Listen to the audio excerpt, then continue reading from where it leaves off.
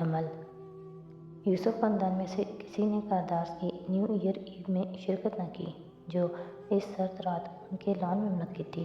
उन्हें अपने कमरे में बैठी खिड़की की तरफ मुंह मोड़े बेतहाशा कागजों पे बने दायरों को भरती गई। वो खुश नहीं थी, मगर वो मुतमईन थी।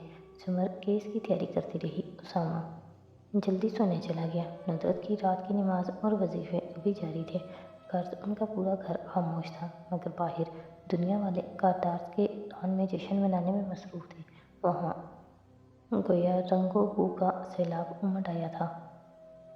गुब्बारे, कुमकुमे, बत्तियाँ, पार्टी का इंतज़ाम अंदर था, मगर 12 बजे के करीब सब लंबे लंबे कोट और जैकेट्स पहने बाहर निकल आए थे, जहाँ फायरवर्क्स का इंतज़ाम था।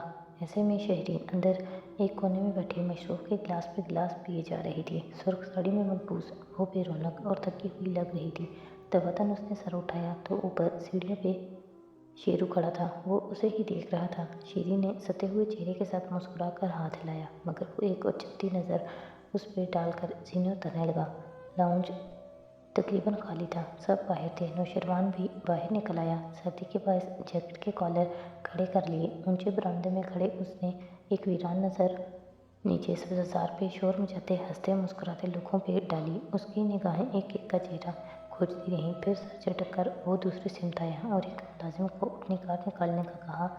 सर, आप इस वक्त कहाँ? ज़्यादा बक बक ना करो मेरे सामने। तुम हो कौन? हाँ, उसको घूरते हुए घुराया। जो कहा है वो करो। मुलाजिम जल्दी से हुक्म बजा लाया और असली बेजार शेरू कार लेकर बाहर सड़कों पे गुम हो गया। रात अभी जवान थी। लान में बहुत से लोगों के दरमियान खड़ी सुर्ख मैक्सी में मलबूस जवाहरात किसी बात पे मुस्कुरा रही थी। कंधों पे सफ़ेद मैनक कोट डाले वो गर्दन उठाकर मुस्कुराते हुए आसमान पे नजर आते फायरवर्क्स देख रही थी। जब अहमद उसके करीब आ खड़ा हुआ, उसने गर्दन मोड़कर अहमद को देखकर मुस्कुराहट गहरी हुई। फिर उसका बाजू थमे एक तरफ चलती आई। इतनी पॉलिटिकल गैदरिंग मिसेस करतार, और आपने कहा था कि आप सियासत में कदम नहीं रखना चाहती। वो अब बरामदे में खड़ा शिकवा कर रहा था। वो उसके करीब खड़ी थी। यहाँ अंधेरा था, नीचे रोशनी थी। यहाँ खड़े वो दोनों कोई तारीख साए लग रहे थे। मेरे पापा एक सियासतदान थे। मेरे दादा 2 बार गवर्नर रहे थे। मैं फिर भी इस मैदान से दूर रहूँगी, लेकिन हारून की दोस्ती में ये सब करना पड़ता है। वो सामने देखते हुए मुस्कुराकर बोली, इस सफ़ेद शाल वाली खातून को पहचानते हो? आबरू से नीचे मेहमानों की तरफ इशारा किया। अहमद ने उस तरफ गर्दन घुमाई।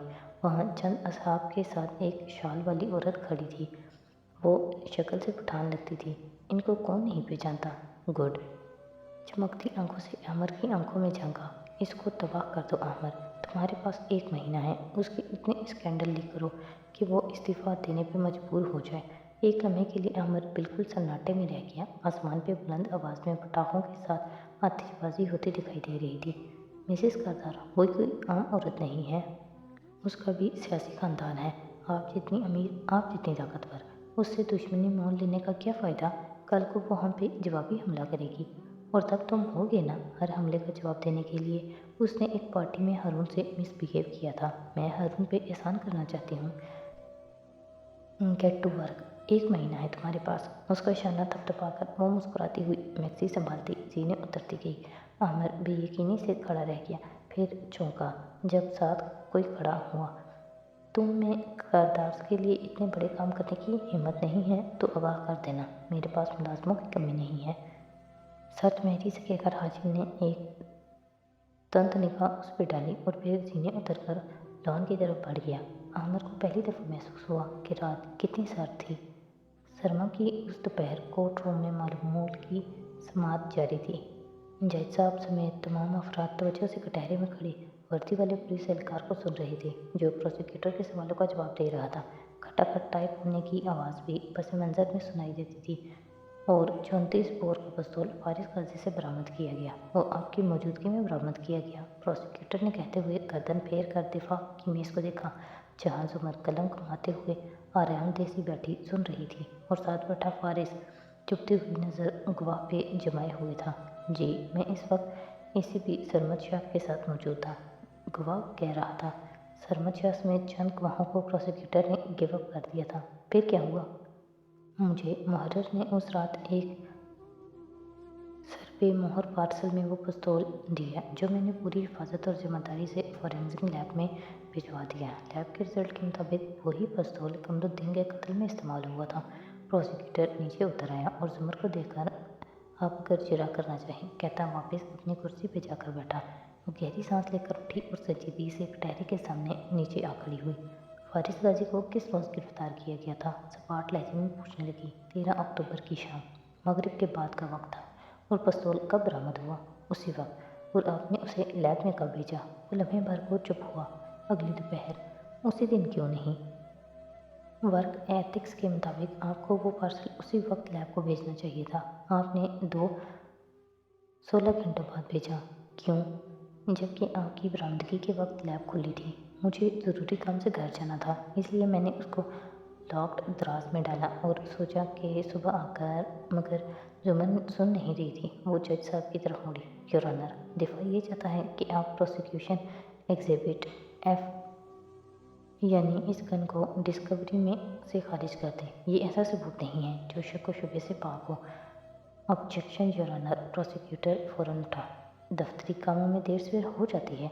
ये गन फारिस गाजी से मिली है, इस बात के गवाह मौजूद हैं। इस बात के सिर्फ 2 गवाह थे। सरमद शाह को प्रोसिक्यूशन गिव अप कर चुकी है और इन साहब की क्रेडिबिलिटी मशकूक है। वो दोनों एक साथ तेज़ तेज़ बोलते थे। जज साहब ने दोनों हाथ उठाकर ज़ोर ज़ोर से खामोश कहा, फिर हथौड़ा ज़ोर से बजाया। वो दोनों चुप हुए। मिसेस जुमर, प्रोसिक्यूटर साहब का पॉइंट दुरुस्त है। देर सवेर हो जाती है, हम इस सबूत को डिस्कवरी से नहीं निकाल सकते। जुमर की आंखों में इस्तेजाब उभरा। बारी बारी उसने प्रोसिक्यूटर और जज को देखा, फिर सर को खम देकर खामोशी से वापस आकर बैठी। फारिस ने कतरे ताज्जुब से उसके करीब होकर सरगोशी की। तुमने बहस क्यों नहीं की? जज उनका है। वो शदीद डिस्टर्ब नजर आ रही थी। फारिस अच्छा कहकर वापस पीछे होकर बैठा। वो अब भी पुरसुकून लगता था। मुलाकाती बूथ में कुर्सी के ऊपर फारिस आकर बैठा तो शीशे के पार विराजमान लड़की को देखकर चौंक गया। वो जुमर की तवक्को कर रहा था, मगर वो सिर्फ स्कार्फ में लपेटे चेहरे और नीचे लंबे वाइट कोट में मलबूस आबदार थी। बिल्ली जैसी सुरमई चमकती आंखों से उसे देखती वो मुस्कुराई। सलाम। फारिस ने ज़रा की ज़रा नज़र घुमाई। कमरे में जा बजा ऐसे ही बूथ कतार में लगे थे और एक दिन में 1000 से ऊपर कैदी अपने रिश्तेदारों से मुलाकात करते थे। मैं अलग कमरे में भी मिल सकती थी, मगर ऐसे सवालात ज़्यादा उठते। और सुरमई आंखें फारिस पर जमाए रसान से बोली थी। फारिस ने गहरी सांस ली, ज़रा सा आगे को झुका। मेरा काम करने का शुक्रिया, तभी आवाज़ में बोला। खबर को किसने गायब करवाया है? उसे अब कोई शक नहीं रहा था। मैंने आपका काम नहीं किया। उसने मेरे हाथ से कागज़ झपटा था। मैं तब भी गैर जानिबदार थी, अब भी हूँ, वो धीमी आवाज़ में कह रही थी। फिर आप यहाँ क्यों आई हैं? उसका लहजा खुश्क हो गया। आप ही ने एक नज़र उसके चेहरे पर डाली। मलका ने दोनों कैदियों के सर कलम करने का हुक्म जारी किया है। वो एकदम हर तरह से चौंक कर उसे देखने लगा। कोई याद सांस तक रोक गया हो। मुझे अफसोस है, मैं उनके लिए मज़ीद कुछ नहीं कर सकती, ना पुराने कैदी के लिए ना नए कैदी के लिए। मैंने कहा है कि मेरी उससे मुलाकात तक उसको न मारा जाए, मगर वो चंद दिन से ज़्यादा इंतज़ार नहीं करेंगे। वो उसे नहीं मारेगा, उसने सख्ती से कहा था। फारिस गाजी, वो उस हुक्म की तकमील तक बेखबर रहेगा। ये हुक्म उसकी माँ ने दिया है। खैर, मेरा काम था बताना, इससे ज़्यादा मैं कुछ नहीं कर सकती। आप कुछ कर सकते हैं तो कर लीजिए। फारिस ने पलकें उठाकर जख्मी आंखों से उसे देखा। उनमें शदीद गुस्सा और बेरहमी थी। I am sorry. वो ज़रा नर्म हुई। आप जेल में हैं, कुछ नहीं कर सकते, मगर आप मुलजिम हैं। मुलजिम कानून की महबूब औलाद होता है। बाहर निकलिए और उसे खुद बचाइए। मैं इससे ज़्यादा कुछ नहीं कर सकती, सरगोशी में कहकर वो उठ गई। उसी पल पीछे से जुमर आती दिखाई दी और अगले ही पल वो ठटकी। सुर्ख स्कार्फ वाली लड़की फारिस के सामने बैठी थी। फारिस ने दबी ज़बान में कुछ कहा। मुझे कुछ दिन दो, कुछ दिन के लिए उनको टालो, जो जुमर को वहाँ से सुनाई न दिया। लड़की ने कंधे उचकाए और मुड़ गई। जुमर के आबरू गिंजे, आंखों की पुतलियाँ सिकुड़ी। वो लड़की की छोड़ी जगह पे आ बैठी। ये कौन थी? वो निगाहें झुकाए सोच में गुम था। मुठियाँ बीच रखी थी। पेशावरी चप्पल में मुकैयद पैर का अंगूठा मुसलसल हिल रहा था। वो परेशान था, मुस्तरब था, मगर जब से बैठा रहा। मैं पूछ रही हूँ, ये कौन थी? अब कि वो दरमियानी शीशा खटखटा कर ज़्यादा दुरुस्ती से बोली थी। फारिस ने आंखें उठाईं और एक सपाट उचकती नज़र उस पर डाली। मेरी पुरानी गर्लफ्रेंड थी। कोई मसला है आपको? जुमर को इस जवाब की तवक्को नहीं थी। जबड़े पीछे और आंखों में नागवारी ऊँघ आई। बिना कुछ कहे सीधी होकर बैठी और खुश्क अंदाज में बात करने लगी। फारिस उसी तरह बैठा रहा, सुन, परेशान, शैल, बेचैन।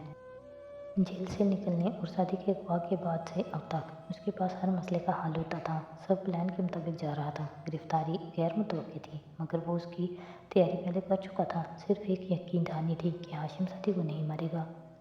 ये यकीन दहानी बहुत मजबूत, बहुत पुख्ता थी, मगर आज वो भी नहीं रही और वो बिल्कुल शल बैठा था। कोलंबो में इस ऊंचे होटल के अंधेरे तहखाने में मैरी किचन में सब्जी काट रही थी। जब गार्ड्स उसके पास आए और उसे कुछ कहा, वो हैरान सी उनको देखने लगी, फिर उनके साथ चल पड़ी।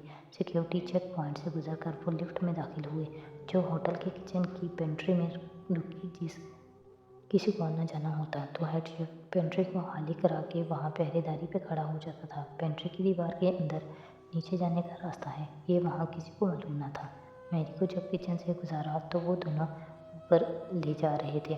वो गर्दन मोड़कर इधर उधर देख रही थी, आंखों में हैरत और ताज्जुब था। उसे जहाज़ से आंखों पे ब्लाइंड फोल्ड करके लाया गया था और इतने माह बाद वो पिलाकर इतनी रोशनी देख रही थी। कुछ देर बाद वो उसे एक कमरे में ले आए। मैरी हिचकिचाते हुए अंदर दाखिल हुई। पुरताइज तरीके से रास्ता, सुनहरी थीम में सजा कमरा, ताज़ा फूलों की महक में बसा था। वो स्वीट के एक हिस्से से दूसरे में चलती आई, जो सिटिंग एरिया के तौर पे इस्तेमाल होता था। वहाँ एक बड़े सोफे पे टांग जमाई मुस्कुराती जवाहरात बैठी थी। ताज़ा बोटॉक्स के बायस उसकी जल्द मक्खन की तरह मुलायम और दमक रही थी। स्याह फिकर बुकिंग टॉप और स्याह स्कर्ट में मलबूस भूरे बाल चेहरे के एक तरफ डाले, वो बड़ी शान से बैठी थी। बैठो मेरी एनजीओ। वो उंगलियों से उसे शान से सामने कुर्सी की तरफ इशारा किया। मैरी मुतज़ब्ज़ब सी वहाँ आ खड़ी हुई। मिसेस करतार, मैं नहीं मैरी, मैं बोलूँगी, तुम सुनोगी। आज तुम यहाँ बोलने के लिए नहीं लाएगी। मैरी ने ज़ुबान दांतों तले दबा ली। मगर तुमने हाशिम के सामने वो बातें नहीं दोहराई। मेरा नहीं ख्याल ये तुमने शादी के ग्रैंड प्लान में मदद के लिए किया है। तुमने ये मेरे लिए किया है क्योंकि तुम्हें तुम्हारी जॉब वापस चाहिए। मेरी एनजीओ सीने पे एक उंगली से दस्तक दी।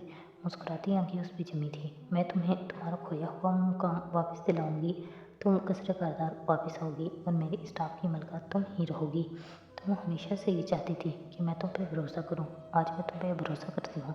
मुझे तुम्हारी वफादारी का यकीन आ गया है। औरंगज़ेब तुम्हारे बारे में ठीक कहता था। मेरी बस यकटिक गंग सी उसे देखेगी। वो दोनों भागने का प्लान कर रहे हैं, मैं जानती हूँ। तुम उनका हर प्लान में चुकताओगी। तुम मैरी उनको भागने नहीं दोगी, सिर्फ चंद दिन तक। फिर तुम कसर का दार में वापस आ जाओगी। चाहो तो अभी ले जाऊँ तुम्हें, मगर जवाहरात करदार का भरोसा भीख में नहीं मिलता, उसे कमाना पड़ता है। तो तुम उसे कमाओ। शादी की दोस्ती को भूल जाओ। अपने हिफ्ज़े ज़ात के बारे में सोचो, सिर्फ अपने बारे में। और हाथ को बेनियाजी से लहराकर उसे उठाने का इशारा किया। मुस्कुराती नज़रें अब भी उस पर जमी थी। मैरी मरे मरे कदमों से उठी और वापस जाने को मुड़ी। तुम्हें बताया गया था कि ये इंडिया है ना? उसके अल्फाज पे मैरी चौंक कर मुड़ी। मगर ये श्रीलंका है। देख लो, हाशिम को तुम पे एतबार न था। जानता था तुम शादी को सच बता दोगी, मगर मुझे अब तुम पे भरोसा है। मैरी एनजीओ बिल्कुल लाजवाब हो गई। वापसी का सफ़र उसने शैल दिमाग के साथ किया था।